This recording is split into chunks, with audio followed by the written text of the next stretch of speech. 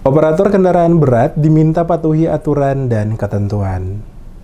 Kendaraan yang bertonase berat termasuk truk kontainer yang melintas dalam kota Ambon di siang hari berpotensi menimbulkan kerawanan terjadinya kecelakaan. Hal ini dikarenakan jumlah kendaraan yang melintas pada siang hari sangat padat. PLT Kepala Dinas Perhubungan Kota Ambon, Robi Sapulete, kepada DMS Media Group menegaskan, kendaraan dengan ukuran besar termasuk truk kontainer yang melintas pada siang hari dalam pusat kota Ambon berpotensi menimbulkan kecelakaan lalu lintas. Dikatakannya jika terpaksa harus melintas pada siang hari dikarenakan adanya kebutuhan yang mendesak, maka seharusnya dilakukan dengan pengawalan dari pihak kepolisian lalu lintas setempat guna menghindari terjadi kecelakaan saat melintas di dalam kota. Menurutnya, sesuai peraturan yang telah dibuat oleh Dinas Perhubungan Kota Ambon, truk kontainer dan mobil yang berukuran berat hanya boleh diizinkan melintas dalam kota Ambon pada malam hari pukul 22 hingga pukul 5 waktu Indonesia Timur. Selaku Kepala Dinas Perhubungan Kota Ambon, dirinya mengimbau untuk seluruh operator yang menangani peralatan berat termasuk truk kontainer agar untuk dapat menaati aturan yang telah ada. Jika terpaksa harus dilakukan pada siang hari, maka yang bersangkutan wajib menggunakan pihak polisi lalu lintas untuk pengamanan.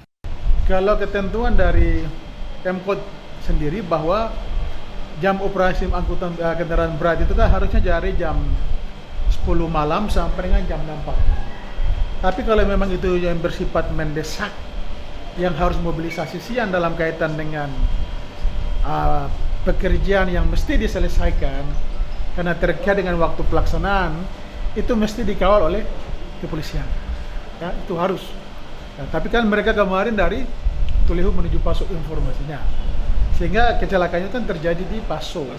Oleh sebab itu dimintakan kepada seluruh operator, ya, kontraktor maupun operator yang menangani peralatan berat, kalau mobilisasi di siang hari harus menggunakan pengamanan dari pihak lantas.